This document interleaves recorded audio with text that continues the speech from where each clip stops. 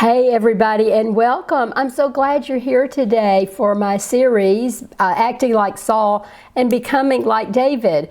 We are in session 3. We're going to learn a lot more about David. You may remember from our last lesson that Saul was dismissed from his kingship. God told through Samuel that Saul was not a man after God's heart, and he was not going to be able to continue as king. And then God anointed David as king. He had Samuel go and visit David's home, and David was anointed. But we know he's going to have to wait many years before he actually takes the throne. And so Saul does not know that David has been anointed king, and he has become his harpist, and he is beginning to know David just a little bit better. So that's where we left off, and now we're going to see how God is going to use David in another very miraculous way that's going to help set him up again for his role as the king of Israel. So we're going to dig into 1 Samuel 17 today. So follow along as I read. The Philistines now mustered their army for battle and camped between Soka in Judah and Azekah at Ephes-Dammim. Saul countered by gathering his Israelite troops near the valley of Elah. So the Philistines and Israelites faced each other on opposite hills with the valley between them. Think of the valley. On one side, the Hebrew dominated the hill country of Judea. And on the other side of the valley, the Philistines control the coastal plain. And the land between these two enemies is the lowland, and it's called the Valley of Elah. Well, the Philistines now were camped on the south side of the valley, and King Saul's forces were on the northern side of the valley. We already are seeing an image in here of the peaks and the valleys, and we're going to see that in this lesson of the idea that we all have peaks and valleys, those moments when we are on top of the mountain, and then those times where we're in the valley and we are tested, and that's what David is getting ready to go through. Well, David then is at home. He is taking care of the sheep, and we see in this first, at the beginning, we're going to see the entrance of Goliath. He is a Goliath from Gath. This is the same area that most of the Israelites had been afraid to enter as they were going into the promised land because the giants lived there. Verse 4, Then Goliath, a Philistine champion from Gath, came out of the Philistine ranks to face the forces of Israel. He was over 9 feet tall. He wore a bronze helmet, and his bronze coat of mail weighed 125 pounds. He also wore bronze leg armor, and he carried a bronze javelin on his shoulder. The shaft of his spear was as heavy and thick as a weaver's beam, tipped with an iron spearhead that weighed 15 pounds. His armor bearer walked ahead of him carrying a shield. Oh my goodness, what an imposing image Goliath is, at over 10 feet tall and decked out in all of his armament. All of this armor. He has the bronze helmet. He has a coat of armor, and that coat of armor is made of brass plates laid one over the other. It's kind of like the scales of fish, hundreds of those overlaying each other. 5,000 shekels is about 125 pounds that he is carrying. And then he has what's called bronze jeeves, and those were what covered his shins, and his bronze javelin, and that the tip alone weighed 15 pounds. And then he has that spear at the end is called the spear shaft. And here is what historian Moshe Garciel wrote. To the Israelites, this extraordinary spear with its heavy shaft plus long and heavy iron blade, when hurled by Goliath's strong arm, seemed capable of piercing any bronze shield and bronze armor together. So can you see why the Israelites might be afraid to come forward to fight this giant? Saul, the tallest of the Israelites, may have been especially worried because he was obviously the best match for Goliath. Verse 8, Goliath stood and shouted a taunt across to the Israelites. "Why are you all coming out to fight?" he called. "I am the Philistine champion, but you are only the servants of Saul. Choose one man to come down here and fight me. If he kills me, then we will be your slaves. But if I kill him, you will be our slaves. I defy the armies of Israel today. Send me a man who will fight me." When Saul and the Israelites heard this, they were terrified and deeply shaken. An army tried to avoid the high cost of battle by pitting strong warriors against each other. So they would select the strongest of the strong, each side. And so Goliath is representing that. And this could avoid bloodshed of so many warriors. The winner of the fight would be considered the winner of the battle. Well, Goliath had the definite advantage because he was so tall. But what Goliath didn't realize is that he was standing up against the army of God, the army of the Lord, and his battle, he had no idea what it was going to entail. Well, verse 12. Now David was the son of a man named Jesse, an Ephrathite from Bethlehem in the land of Judah. Jesse was an old man at that time, and he had 8 sons. Jesse's 3 oldest sons, Eliab, Abinadab, and Shemed, had already joined Saul's army to fight the Philistines. David was the youngest. David's 3 oldest brothers stayed with Saul's army. But David went back and forth so that he could help his father with the sheep in Bethlehem. For 40 days, every morning and evening, the Philistine champion strutted in front of the Israelite army. So David is back home in Bethlehem, which is about 12 miles away. And he's going back and forth, and he's checking on the brothers. He's taking them food. And Goliath, all this time for 40 days, is taunting the Israelites. So think of that setting. The sides are stationed on either side of the valley, and so that would be a steep hill to climb. And so that would be a working the way down, or someone working the way up to take on the enemy. And whoever is going to rush down the valley and then go back up the steep hill of the opponent's side is going to be at a disadvantage, because he's going to begin the battle very worn out and probably suffer casualties. So each side is waiting for the other to attack first. Verse 17. One day Jesse said to David, "Take this basket of roasted grain and these 10 loaves of bread and carry them quickly to your brothers, and then give these 10 cuts of cheese to their captain. See how your brothers are getting along and bring back a report of how they're doing." David's brothers were there with Saul and the Israelite army at the valley of Elah, fighting against the Philistines. So David left the sheep with another shepherd and set out early the next morning with the gifts, as Jesse had directed him. He arrived at the camp just as the Israelite army was leaving for the battlefield with shouts and battle cries. Jesse's sons had been with Saul now for at least 6 weeks. Jesse wanted to know if his sons were safe. He also wanted to know if the battle was going well. So he sends David. And so I noticed that, first of all, David took care of those sheep, didn't he? He made sure that there was another shepherd to care for those sheep. That would have been the hired shepherd. And then he went to find his brothers. David starts out on a routine day. It is an ordinary day, a mundane day. And he has a task of delivering food. He has a bushel of grain. He has 10 loaves of bread. He had 10 kinds of cheeses to give to the commander. You know, often we are engaged in just the normal, the everyday task when we encounter our own giants.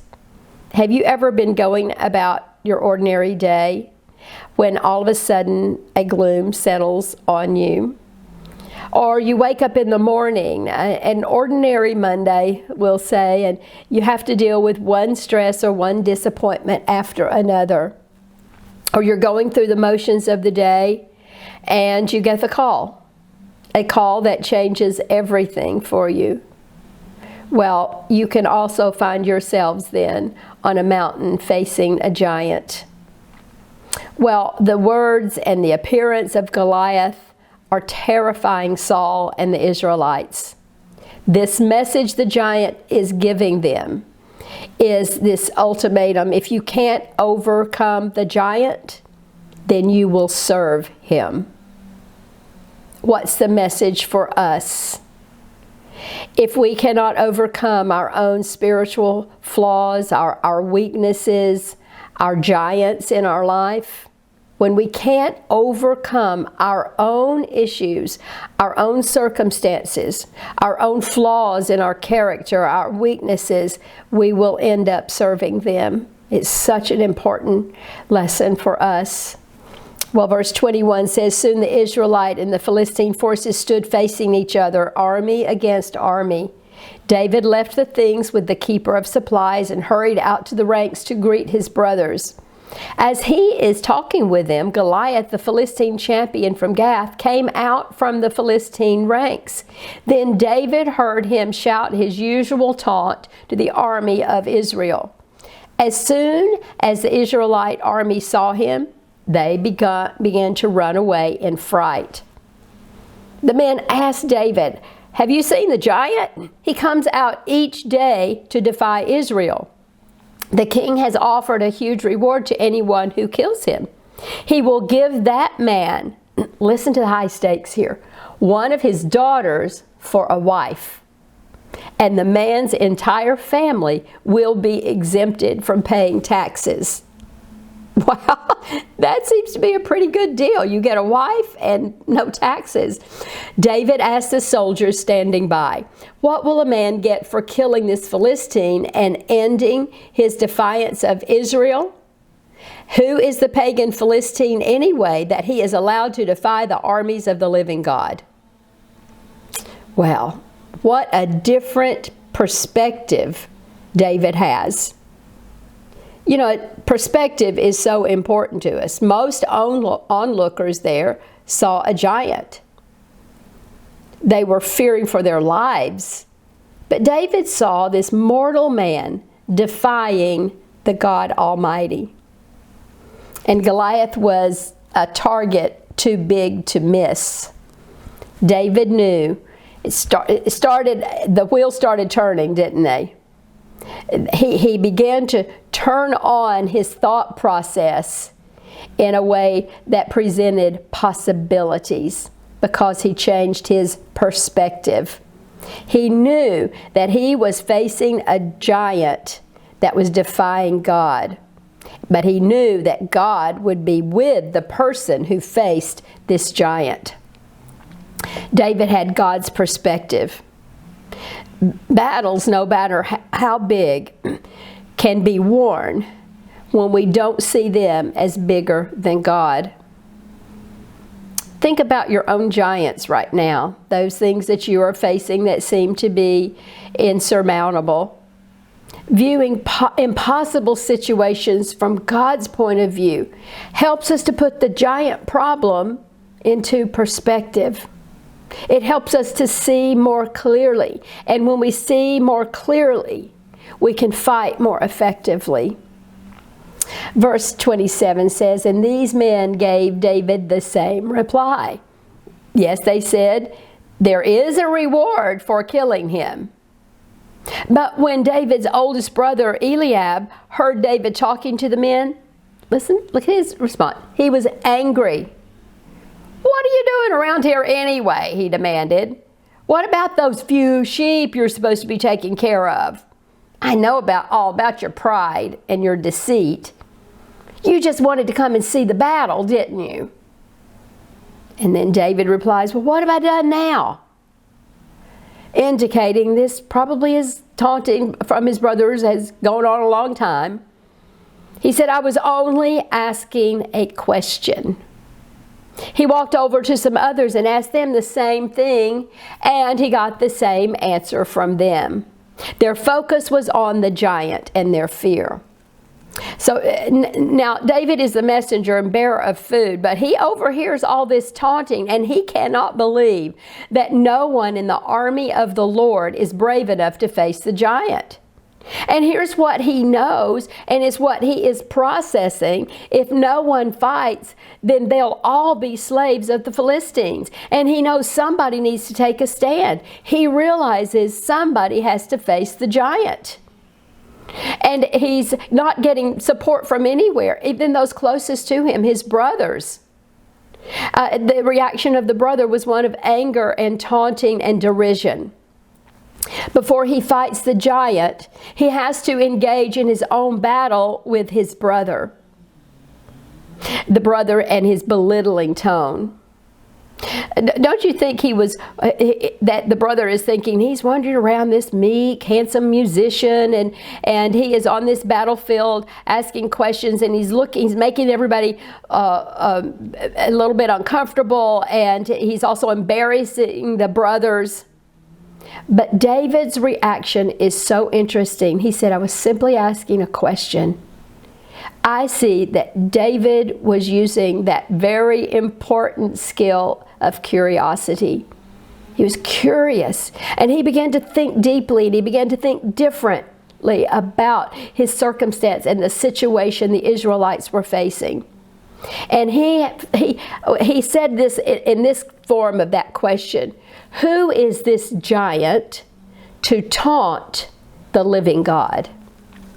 Well, when we fight our own spiritual battles, it's often true that we have to overcome all kinds of conflict, even sometimes conflict from those closest to us. We often have to deal with jealousy and derision before we can move forward with our own battles. But criticism could not stop David. While the rest of the army stood around, he knew it was going to be important to take action, to move forward.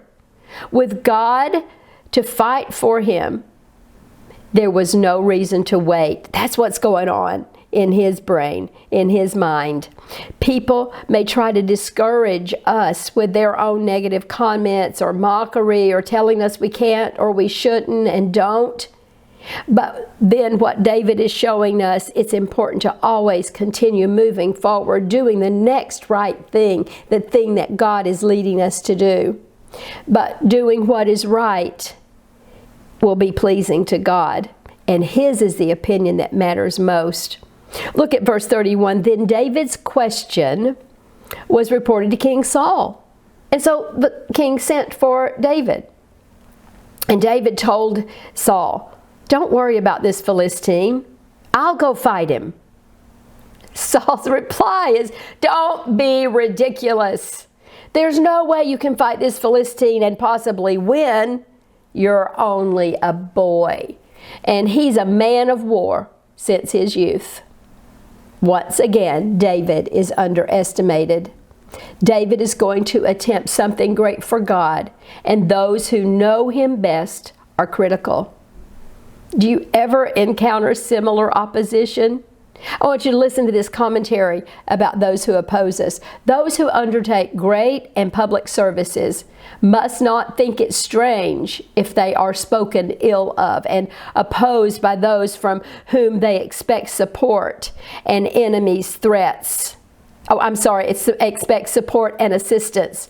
They must humbly go on with their work in the face not only of enemies' threats, but also of friends' slights and suspicions. What good advice when God's calling us to move forward and he has a task for us. We know that we are going to get opposition from those who are facing us and those who are standing next to us. And this advice is to keep moving forward. Well, let's see how David defends himself. Verse 34, but David persisted. See, he had perspective and persistence. I've been taking care of my father's sheep and goats, he said. Look at how he weaves a beautiful story in here. When a lion or a bear comes to steal a lamb from the flock, I go after it with a cub and I rescue that lamb from its mouth. If the animal turns on me, I catch it by the jaw and club it to death. I've done this to both lions and bears, and I'll do it to this pagan Philistine. For he has defied the armies of the living God, the Lord who rescued me from the claws of the lion and the bear will rescue me from the Philistine. Saul finally consented. All right, go ahead, he said, and may the Lord be with you. Do you see what David did? He used examples of how God had been with him before. When he was a younger person and he had been minding his own business in the flocks, having his own ordinary day in the flocks, and a lion rushed upon his prey, and David defended his sheep. Imagine the bravery that would be required to meet a savage beast like that, who was probably ravenous with hunger. He also remembered his flock had been attacked by a bear, and once again he rescued the sheep from its mouth. And then when the beast turned on David, he struck and killed them. He's recalling the times he was tested, he was tried, and he succeeded in fighting the attacker, and he gave God the credit for helping him do that. Well, many of us have been attacked also. Spiritual giants have come after us, haven't they? Have you ever experienced little battles with these giants? Has the giant of fear ever attacked you? How about the giant of loneliness or stress or procrastination? Have you been able to attack it? If you've done it once, you can do it again and again and again. David is showing that his little battles have prepared him for the war he was getting ready to rage against the biggest beast of them all. And God, who had delivered him from the lion and the bear, will deliver him from this beast of the Philistine. Notice his reasoning skills. He used this parallel connection between the lion and the Philistine. He says, if I act in the same manner of my faith in God with this giant as I did with the lion, well, God is the same God, and so the result will be the same. Oh, that we would adopt that same logic. We would say something like, I've had problems in the past and God was faithful, and I have problems in the present and God will be faithful again. What an important lesson for us to learn from young David. Let's extend this parallel thinking. David's flock was defenseless and he needed to rescue them. And now he sees that Israel is defenseless against this giant and he must defend her. He was alone when he took down the lion, and evidently he's going to be alone when he takes down this giant. And then he thinks again, I took down a brute force once. I can take down a brute force again because this Philistine is just another wild animal. He relied on God as his one source only. God is his source. And Saul gave his blessing. Verse 38, then Saul gave David his armor, a bronze helmet and a coat of mail. David put it on, strapped the sword over it, and took a step or two to see what it was like, for he had never worn such things before. I can't go in these, he protested to Saul. I'm not used to them. Look at this next action. So David took them off again. And then he packed up 5 smooth stones from a stream and he put them in the shepherd's bag. Then, armed only with his shepherd's staff and sling, he started across the valley to fight the Philistine. David's next step, was to put himself in the same condition of his former occasions. So he rid himself of everything that hampered him.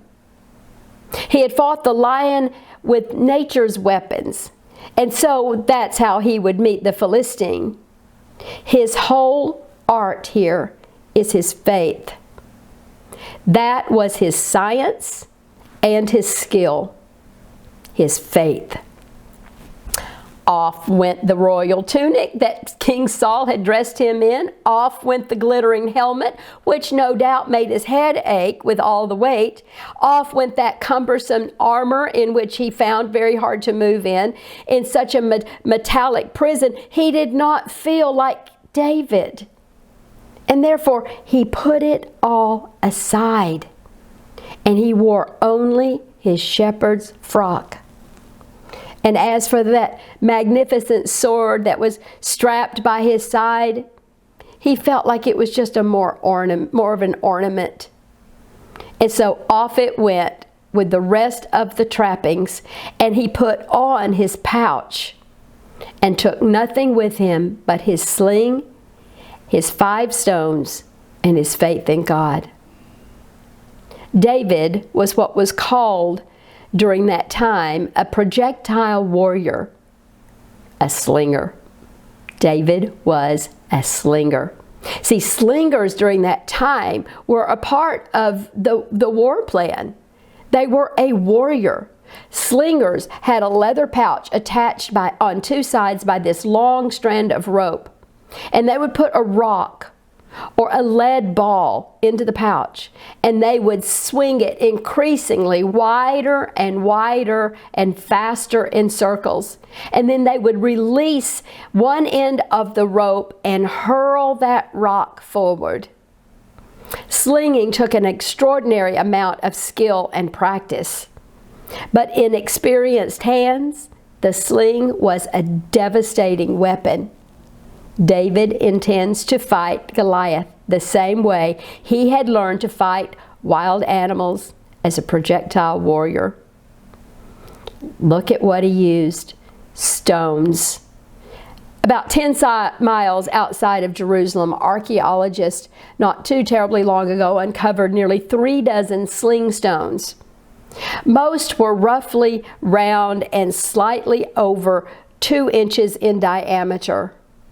It was anywhere from the size of a billiard ball to a tennis ball. And then he had that sling. And so that sling was another part of his weapon of choice. And the image of him taking the sling and the balls, and he's slinging them around and around, and he's going to release that stone in the right time, is an underhand motion. So imagine a softball pitcher. Imagine that motion. And, my husband and I watch softball games. We're proud Tennessee fans, and we watched, and just last night we watched a new freshman pitcher, and wow, she had that motion to precision. And she would wind that arm around and around and release that ball. And this is the motion that David is planning to use. Don't we often get mired down in knowing the regular rules and the methods, and this is the way we've always done it, and this is the way that's expected for us to do? That's what Saul was putting on David. He was giving him a formula for fighting the battle. What David really needed was a whole heap of courage. That's what we need also when we fight our battles. Sometimes we don't choose to fight them in the regular way, in the expected way. We use the way that God is leading us. He's showing us and directing us on how to fight our battles. He's giving us our own battle plan. And when we tune into the plan He is laying out for us, there's no stopping us, is there?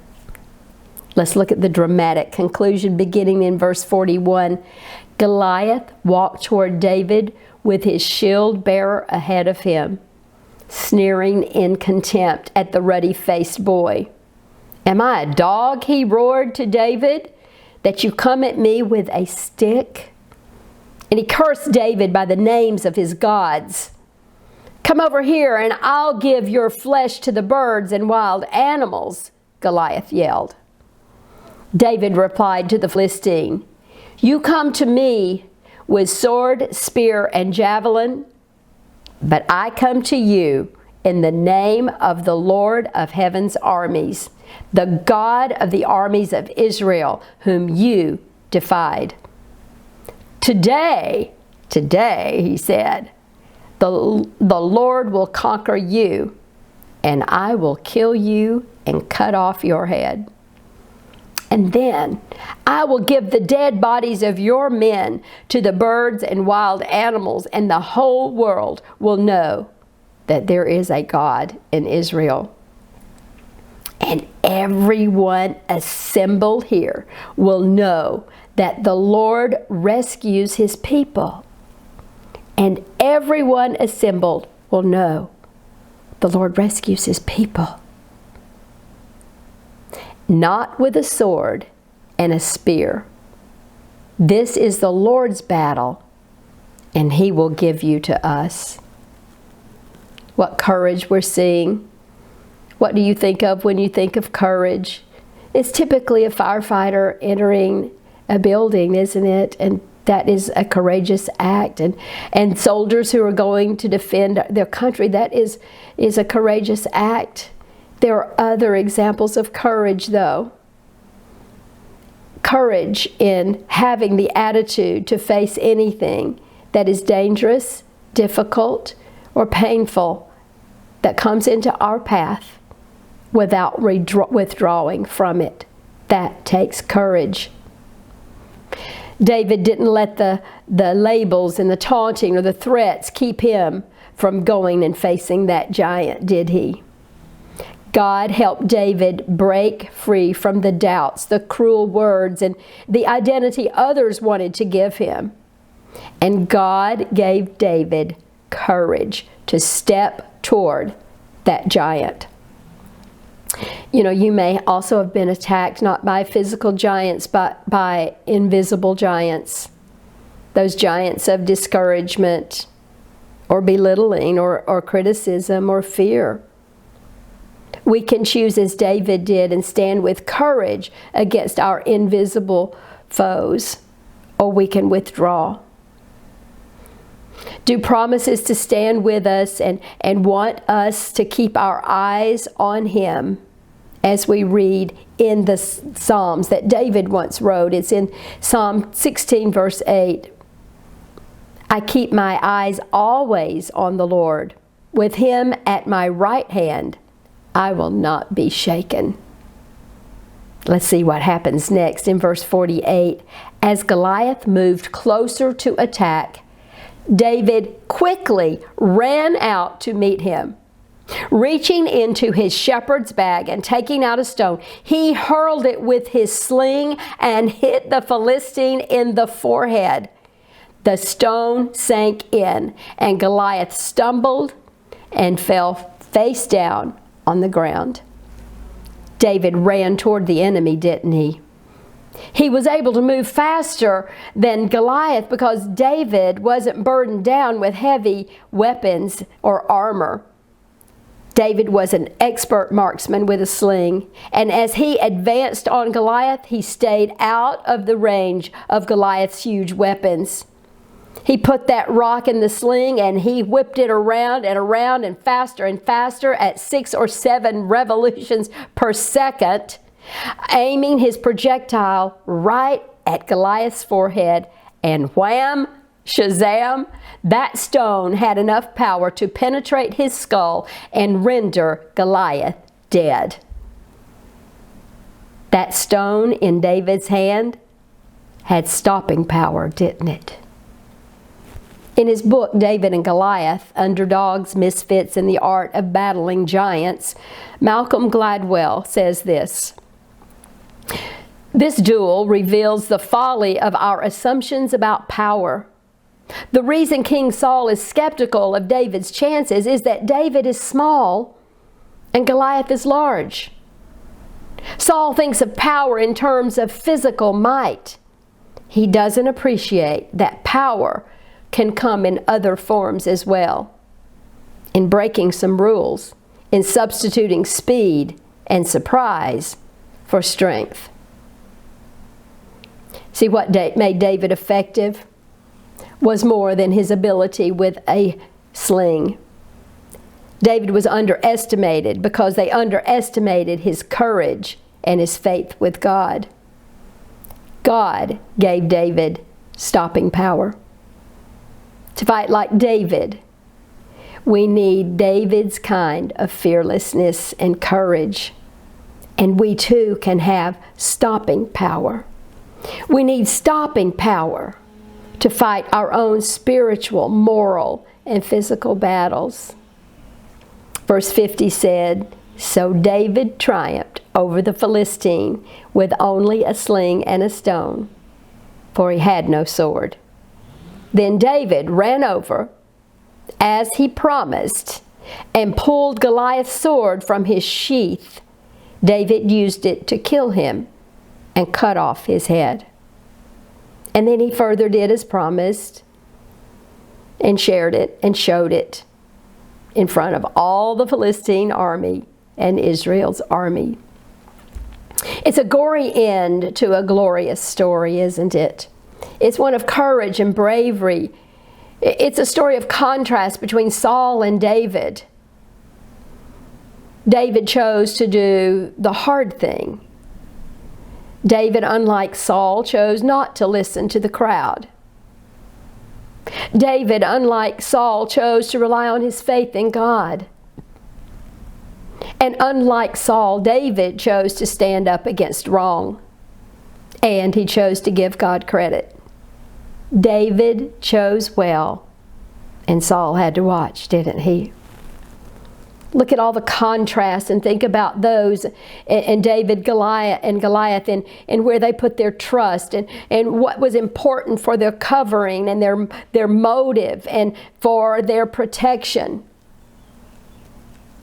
Their armor was so different. Goliath had a bronze helmet, but David put on that helmet of salvation. Goliath had a coat of armor, but David put on his breastplate of righteousness. Goliath had the bronze greaves, but David had his feet fitted with readiness for the battle. Goliath had a bronze javelin, but David put on a belt of truth. Goliath had a spear, but David's armor was the sword of truth. And Goliath had a shield. He had someone walking in front of him to shield him too, didn't he? But David had the shield of faith. David used God's invisible armor to fight his battle. Paul tells us about that in Ephesians 6. Be strong in the Lord and in His mighty power, and put on God's armor so that you will be able to stand firm against all strategies of the devil. You know, he tells us in this passage several times in Ephesians 6 verses 10 through 14, he tells us to stand. Stand. Armor's heavy, isn't it? He says stand. But imagine the weight of God's perfect armor used to defend us against our enemies, both the internal and external ones. He wants us to secure our armor and stand. He wants us to put on the whole armor. Stand firm with the belt of truth buckled around your waist, with the breastplate of righteousness in place, and with your feet fitted with the readiness that comes from the gospel of peace. In addition to all this, take up the shield of faith with which you can extinguish all flaming arrows of the evil one. And you take that helmet of salvation and the sword of the Spirit, which is the Word of God. And then he says this, and pray in the Spirit on all occasions with all kinds of prayers and requests. What wisdom there is for us in fighting our battles by using the invisible armor of God instead of all the other things that people put on us and tell us to use and tell us to do. Y'all know how I love the image of David that Michelangelo did, the David. It's housed in the Accademia Gallery in Florence, Italy. It is the most magnificent piece of sculpture that I have ever seen. It stands over 14 feet tall and it weighs over 6 tons. Michelangelo worked on it for 2 years, chiseling away at the marble to create his masterpiece. He reportedly said, "I saw the angel in the marble and carved until I set him free." When asked how he made the statue, Michelangelo was noted to say, "It's easy. You just chip away the stone that doesn't look like David." And isn't that what we can do with our own labels, our own titles, our own weaknesses, our own personality issues? We can chip away at our own imperfections until they too disappear and we look more like the way God created us. It's also what God does with us. He chips away at our imperfections until we see ourselves as He sees us. That means we change our perspective. Most scholars consider the work of Michelangelo that shows David before his battle with Goliath. David's face looks tense and ready for battle. His furrowed brow shows determined thought. His eyes show him in deep concentration, as if he sees something off in the distance that has his full attention. The muscles throughout his body are seen as tight. The tendons in his neck are bulging, as are the ones in his hands. He has his weight on his right leg, with his right placed forward, ready to spring into action. He carries the sling over his left shoulder, suggesting a relaxed confidence in the action that's about to take place. The contrast in his intense expression and his relaxed stance show that David is confident and he is focused on his decision to fight this formidable giant, David. This piece of art is a frozen moment in time. This moment shows the lapse in time between David's decision and his action. This shows a pause between a stimulus coming toward him and his response. David was in the gap. The gap. See, God created us with this special blessing of a time lapse, even though it might just be a few seconds. That time lapse is between the time that someone or something comes at us, confronts us, and our response. David was ready in the gap. He knew what was ahead of him, and he also knew what was behind him. David had many reasons not to move out of the gap. David had lived with many labels that could have prevented him from moving forward appropriately out of the gap. He had many reasons to react in different ways in his gap. He could have turned. He could have run away. He could have dropped his weapon. He could have cried out in frustration. He could have shouted in anger. But David persisted. He didn't let the labels stand in his way of victory. No, David moved forward in the gap with faith. David defended himself, and he told of his successes fighting off animals. And he told himself he was ready to proceed forward. That's David in the gap. Are you ready in your gap? Do you allow God to stand with you in that often just a few seconds of time when you need to confront an issue, when you need to respond with love to somebody, or you need to make a decision of some sort? In your gap, Are you choosing to react or respond? Are you reacting without giving pause and prayer? Remember, when we are faced with an obstacle that seems overwhelming, untimely, filled with anger, frustration, we do these things. We take a pause. We take a breath. We say a prayer. And then we do the next right thing with God's help. Let's be faithful in our decisions as David was. God has promised not to desert us. He says this, and we read in Psalm 119, verse 30, I've chosen to be faithful. I have determined to live by your regulations. And here's what we read in Hebrews 13, verse 5. For he himself has said, I will never desert you, and never will I forsake you.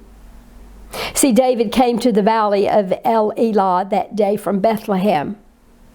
But he didn't go to be a hero.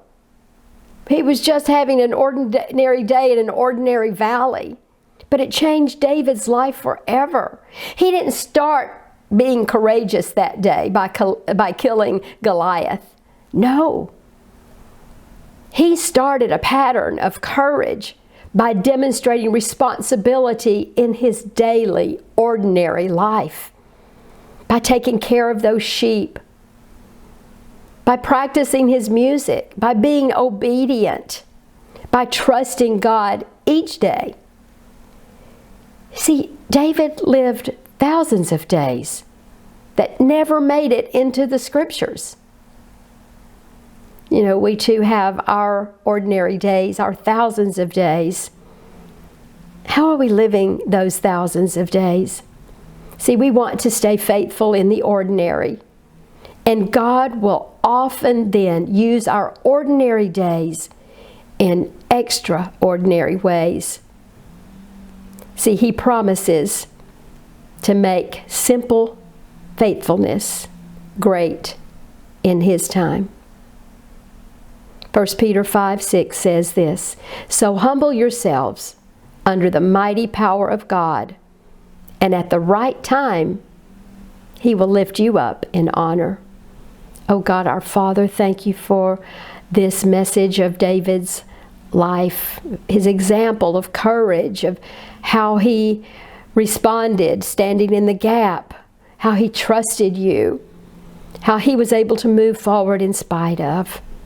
Help us to take that with us today in our ordinary life, and help us to use it in faith to do the extraordinary things that you lead us to.